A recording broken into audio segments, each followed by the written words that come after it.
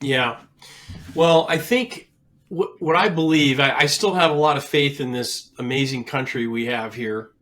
And I believe that, we're seeing little instances of this. And I think that you hit right on the mark there, Jim. I think that it's all about a product or service and people willing to pay for that product or service. Right. And the people receiving that product or service, they have tangible benefits to that, whatever Right. that is, right?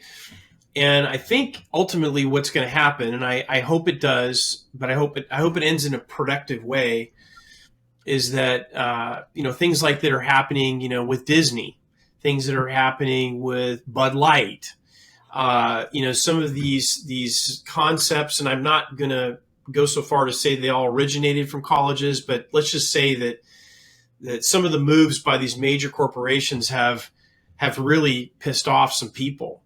Right. Their customers, right? That's their customer, right? So Bud Light, they did some things that upset their core demographic, the people that they were trying to serve, and whoop, they're out. And I think we're seeing that very slowly in the educational process. Books like Charlie Kirk's book, stuff we're talking about here. I think post-COVID, when parents got a chance to see at the elementary school and high school level what was really going on in the classrooms, and I think that people are starting to open their eyes and say, it's time that we rethink this whole college thing, and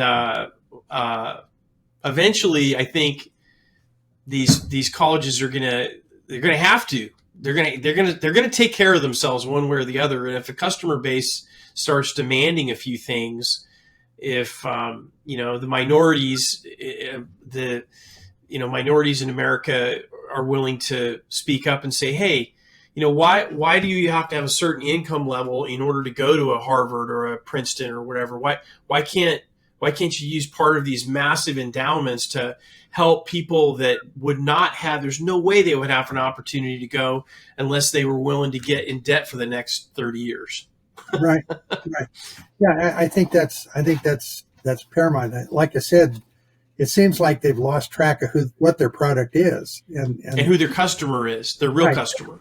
They've adopted some of the same concepts as some businesses have, that the bottom line is profit. That's it. So our product really is profit.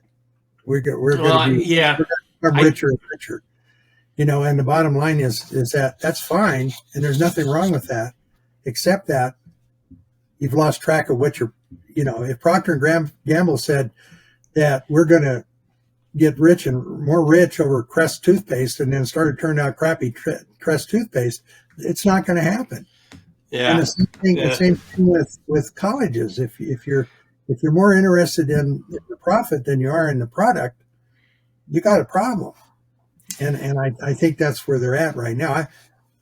Some of the greatest organizations and the greatest temples of knowledge in the world we have here.